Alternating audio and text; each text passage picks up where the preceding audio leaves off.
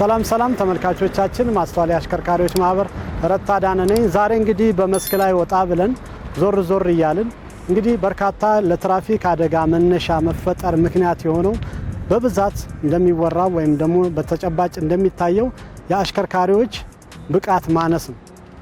ይህ እንግዲህ የአሽከርካሪዎች ብቃት ማነስ ከየት መጣ፣ እንዴትስ ይህ ሁሉ አደጋ ሊበዛ ቻለ ብለን ነው የምናየው። የመጀመሪያው እንግዲህ ብቁ አሽከርካሪን ለማፍራት የተሻለ የመጀመሪያው የሚሆነው የማሰልጠኛ ተቋማት የሚያሰለጥኑበት ተሽከርካሪ አሰልጣኞቻቸው ምን ይመስላሉ ብለን ነው የምናየው። እንግዲህ እነዚህን በምናይበት ሰዓት አሽከርካሪዎች ብቁ ሆነው እንዲወጡ ከተፈለገ እነዚህ መጀመሪያ መሰረታዊ ምክንያቶች ናቸው ማለት ነው።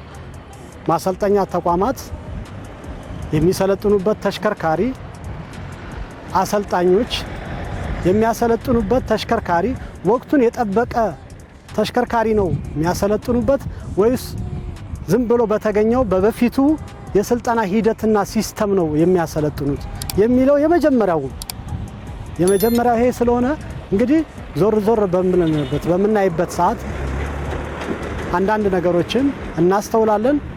ከየባለ ድርሻ አካላት መጠቋቆም ይቀርና ቀጥታ የሚመለከተው ማን ነው? ይህን ነገር ለማስቀረት እንግዲህ በከተማችን ውስጥ በክልሎችም በርካታ የትራፊክ አደጋ ህዝብ እያለቀ ህዝብ እየተጎዳ አገር ሀብትና ንብረትን እያጣችበት ያለ ዘርፍ በመሆኑ እንግዲህ ይህ ነገር በቶሎ መፍትሄ ሊያገኝ የሚችለው ከነዚህ አካላት ነው ማለት ነው። ከነዚህ አካላት የሚሉትን እንሰማለን፣ ወደ ሌላም ደግሞ እንዲሁ እንሄዳለን ማለት ነው። አሁን ብዙ ጊዜ በምንሰማው ወይም በምናውቀው መልኩ እከሌ ነው፣ አሰልጣኝ ነው፣ የማሰልጠኛ ተቋም ነው፣ መንግስት ነው፣ ብዙ ነገር መጠቋቆም አለ።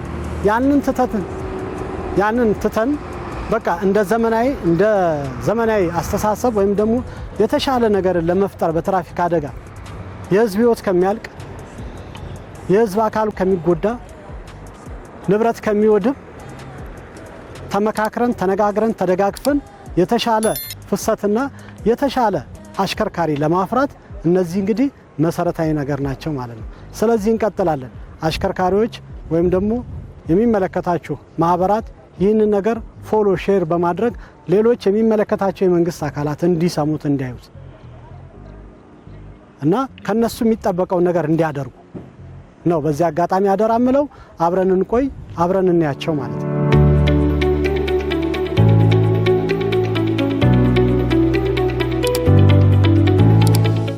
እንግዲህ ተመልካቾቻችን ዞር እያልን ባየንበት ቦታ ላይ አሁን የምንገኘው ሰሚት የለስላሳ ፋብሪካን አልፎ ጊዮርጊስ የሚባል ቦታ ነው። እንግዲህ ማሰልጠኛ መኪኖችን እያየን ነው የምንገኘው። እነዚህ የማሰልጠኛ ተሽከርካሪዎች አሰልጣኞችን ለማናገር ሙከራ እናደርጋለን። ፍቃደኛ የሆነ አሰልጣኝ፣ ፍቃደኛ የሆነ ሀሳብ አስተያየት የሚሰጠን ከሆነ እንቀበላለን። ሀሳብ አስተያየት የማይሰጠንም ከሆነ ደግሞ እንተዋለን ማለት ነው። እንግዲህ እዚህ ጋር እንደምትመለከቱት 1፣ 5 እና 6 ከዛም ወደ ታች እያሰለጠኑ ያሉ ከ10 በላይ የማሰልጠኛ ተቋማት አሉ እዚህ አካባቢ። እንግዲህ እነሱ ጋር ያለውንም ችግር እንጠይቃለን። ይሄ ችግርስ እንደሚሰማኝ ከሆነ የሚያሰለጥኑበት ቦታ ምቹ አይደለም። ይሄ እንግዲህ ከመንግስት ነው የሚጠበቀው። ምን ይጠበቅበታል? ከመንግስት ምን ማድረግ አለበት? መንግስት የማሰልጠኛ ምቹ የሆነ የማሰልጠኛ ስፍራ ማዘጋጀት ይጠበቅበታል። የትራፊክ አደጋ እንዲቀር ከተፈለገ ከመንግስት የሚጠበቀው ምቹ የሆነ የማሰልጠኛ ቦታዎችን ማዘጋጀት። ይህ እንግዲህ ምንም የማያወላዳ ነው። ሰዎችን መጠየቅ አያስፈልግም። በምናየው ነገር እንረዳለን ማለት ነው። እንግዲህ እዚህ ቦታ ላይ የሚሰለጥኑበት መንገድ፣ የሚያሰለጥኑበት ቦታ ትክክል አይደለም። መንግስት በአፋጣኝ ይህን የሚመለከተው የመንግስት የስራ ኃላፊ በአፋጣኝ ቦታ አመቻችቶ ይሄ ነው የማሰልጠኛ ቦታችሁ። ለምሳሌ ቃሊቲ መመልከት እንችላለን። ቃሊቲ ማሰልጠኛ ተቋም ሙሉ ግቢው የቃሊቲ ማሰልጠኛ የተሽከርካሪ ማሰልጠኛ። ይህ እንደዚህ ነው መሆን ያለበት እንጂ አለበለዚያ ግን እንደዚህ በየቦታው በተናጥል ሰብሰብ ሲሉ አሁን በሰሚት በየካባዶ ያሉትን ሰብስቦ በአንድ ቦታ አንድ ቦታ በፍጥነት መንግስት ማዘጋጀት ይጠበቅበታል። ይሄ ምንም መጠየቅ አያስፈልግም። አሁን እዚህ ጋር አይተናል። ደግሞ ዞር ብለን እንዲሁ እናያለን ማለት ነው። በመናያቸው ቦታዎች ላይ የማሰልጠኛ ተቋማት ቦታ አጥተዋል ማለት ነው። ይሄ እስከዛሬ ለምን አልተለየም? ለምን አልታወቀም? ከዛ ደግሞ እንቀጥላለን። የሚያሰለጥኑበት ተሽከርካሪ ብለን ለመጠየቅ የሚያመቸን መጀመሪያ ምቹ ቦታ ተፈጥሮላቸዋል ወይ ብለን ስናስብ ነው። ምቹ ሁኔታ ካልተፈጠረላቸው ስለ ማሽከርከሪያው ስለ ተሽከርካሪው መጠየቅ አይቻልም። ስለዚህ የመጀመሪያ የሚሆነው ምንድነው? ምቹ የማሰልጠኛ ስፍራ ማዘጋጀት የመንግስት ድርሻ ነው ማለት ነው። ሰብሰብ አድርጎ ቦታ መስጠት የመንግስት ዋና ኃላፊነት ነው። ብቁ አሽከርካሪ እዚህ ቦታ ላይ ሰልጥኖ እንዴት ሊወጣ ይችላል? ለ30 እና ለ40 ደቂቃ እዚህ አካባቢ ሰለጠነ ተብሎ እንዴት ብቁ አሽከርካሪ እናገኛለን? እንዴት የትራፊክ አደጋን ማስቀረት ይቻላል? እንዲሁ ደግሞ ዞር ብለን እናያለን። አብራችሁን ቆዩ፣ አብረን እንኑ።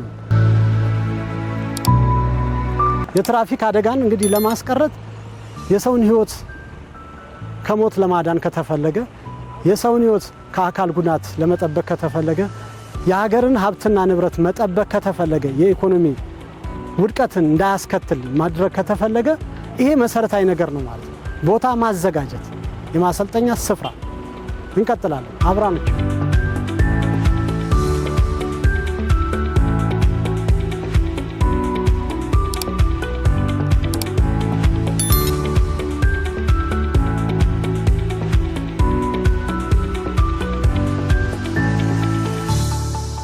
አሁንም በድጋሚ ተገናኘን። የተገናኘኑ ደግሞ ሰሚት ኮንዶሚኒየም ውስጥ ነው። ሰሚት ኮንዶሚኒየም ውስጥ እንግዲህ ማሰልጠኛ ተቋማት ብዙ የማሰልጠኛ ተሽከርካሪዎች አሉ።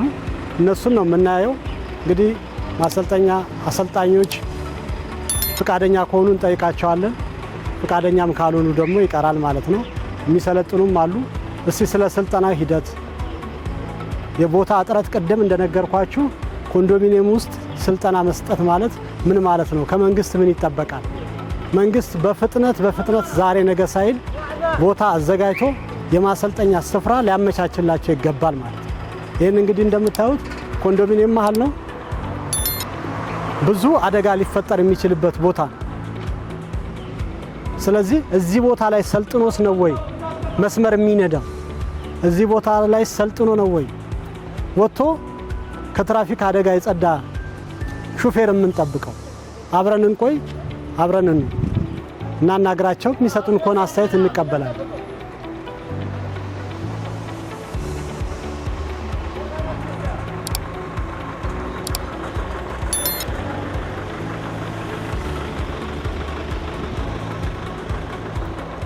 ሰላም ዋላችሁ።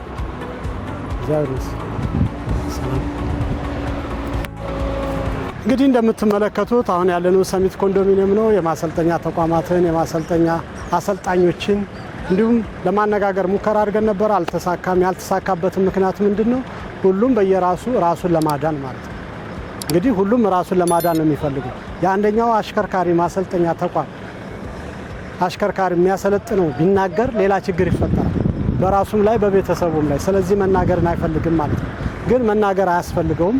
ይህንን በተደጋጋሚ ጊዜ ተናግረናል። ለአንተ 15ኛና 16ኛ ጊዜ ልናነሳ ነው ወይ የሚል ነው መልሳቸውና በዚህ አጋጣሚ አሁንም ደጋግመን እንደምንናገረው ብቁ አሽከርካሪ ከትራፊክ አደጋ ለመከላከል ከተፈለገ ብቁ ማሽከርከሪያ ተቋማት፣ ብቁ የማሰልጠኛ ስፍራ፣ ብቁ የመኪና ማሰልጠኛ መኪና ማዘጋጀት ይጠይቃል ማለት ነው። ይህ እንግዲህ የማሰልጠኛ ቦታ ስለሌላቸው ሊያናግሩንም ፈቃደኛ አይደሉም ማለት ነው። ስለዚህ ደጋግመን እንደምንለው ማስተዋል አሽከርካሪዎች ማህበር ማንንም የመወገንና የመጠቋቋም ሳይሆን በትክክለኛ ነባራዊ ሁኔታ ምንድነው ከመንግስት ምን ይጠበቃል? ብዙ ጊዜ ስብሰባዎችን ተካፍለናል፣ ሀሳብ አስተያየት ሰጥተናል። ድጋሚ ሀሳብ አስተያየት መስጠት አንፈልግም ነው። ይህንን እስከሚሉስ ምን አደረሳቸው?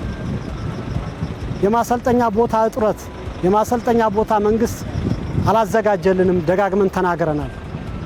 ስለዚህ ይህ በእንዲህ እንዳለ እንግዲህ እንደዚሁ ሌሎችንም ቦታዎች እናያለን። ይህ እንግዲህ አሁን የምታዩት ቦታ በኮንዶሚኒየም ውስጥ ነው የሚሰለጥኑት ማለት ነው። 4ኛና 5ኛ ማርሽ አይደለም 3ኛ ማርሽ ማስገባት የማይችልበት ለመሰልጠን 3ኛ፣ 4ኛ፣ 5ኛ አስገብቶና ቀንሶ ጨምሮ ቀንሶ ካልተማረው ከየት ያመጣዋል? ዋናው መንገድ በጣም የሚያሳዝን ነገር ነው። አብረን እንቆይ፣ አብረን እንሁን እና ያለን ደግሞ ሌሎችም ቦታዎች ላይ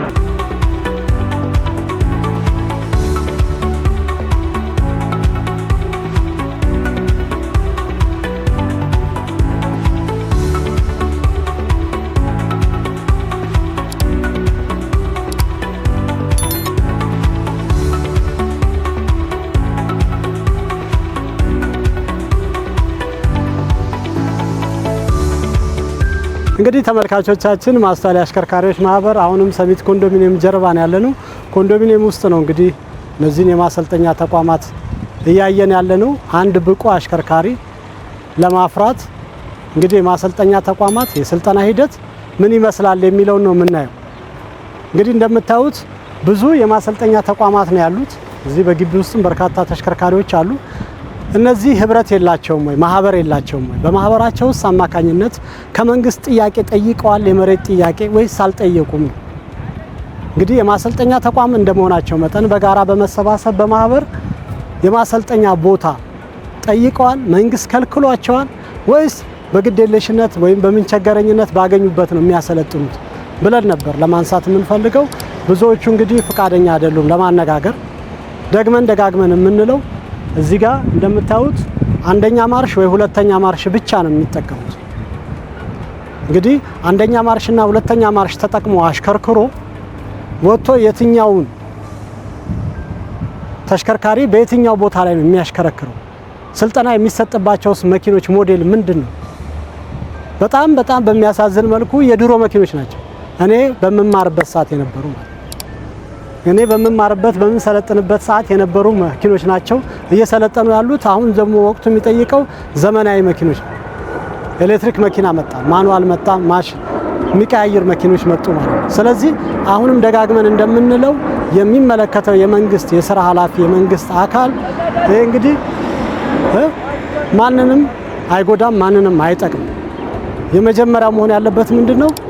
የሚመለከተው የመንግስት አካል ጋር መሄድ የሚጠበቅበት ማህበራት ተደራጅተው በማህበር ሆነው ቦታ መጠየቅ ብቻ ነው። በዚህ መልኩ ሄደው ቦታ አጥተዋል ወይ ሌላ ጥያቄ ነው። በእርግጠኝነት ደግሞ ቦታ እንደማያጡ እርግጠኞች ነው።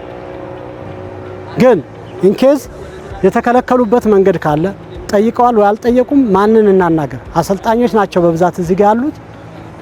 አሰልጣኞች ናቸው በብዛት እዚህ ጋር የሚገኙት እና አሰልጣኞች ናቸው። አሰልጣኞች ለራሳቸው ደህንነት ለቤተሰባቸው ደህንነት ሲሉ ምንም አይነት መልስ ሆነ ኢንፎርሜሽን መስጠት አይፈልጉም። ስለዚህ በዚህ ምክንያት ነው እየተላለቀን ያለ ነው ማለት ነው። የሰው ህይወት የምናጣው፣ የሰው አካል የምናጎድለው፣ የሀገር ሀብትና ንብረት የምናወድመው በእነዚህ አይነት ምክንያት ነው። አሁን አሰልጣኞችም እንደነገሩን ከሆነ ሶስተኛ ማርሽ አራተኛ ማርሽ አያስገቡም ሰልጣኞች። እንግዲህ ይሄንን ማሰብ በጣም ቀላል ነገር ነው። እንግዲህ የሚመለከተው የሥራ ኃላፊ ይህንን ነገር ለማስቀረት ደጋግመን እንጮሃለን። መጮህ ብቻ አይደለም ተሰሚም እንሆናለን። ስለዚህ የትራፊክ አደጋን ለማስቀረት ከተፈለገ የመጀመሪያው ማሰልጠኛ ተቋማት ናቸው፣ አሰልጣኞች ናቸው፣ የሚያሰለጥኑበት ተሽከርካሪ ነው። እነዚህ ሶስቱ ናቸው። ሶስቱም ወቅቱ በሚጠይቀው ልክ ነው ወይ ስልጠና እየሰጡ ያሉት? በጭራሽ አይደለም። ስለዚህ ማስተዋል አሽከርካሪዎች ማህበር ከኔ ለኔ አብረን እንቆይ። በድጋሚ ደግሞ ሌሎችን ቦታዎች ላይ እናያለን።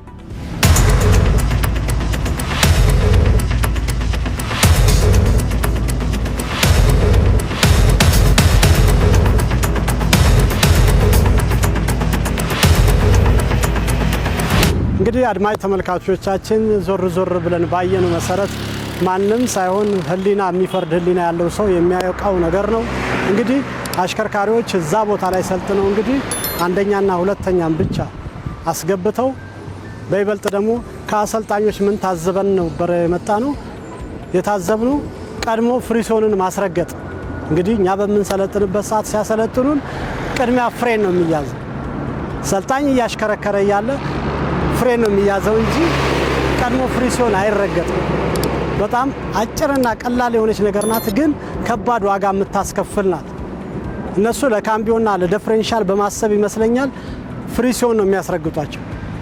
እንግዲህ ፍሪሶን ሲረገጥ መኪናው ምን ይሆናል? ዜሮ ይሆናል። ጂር ያገኘ ሄደ ማለት ነው።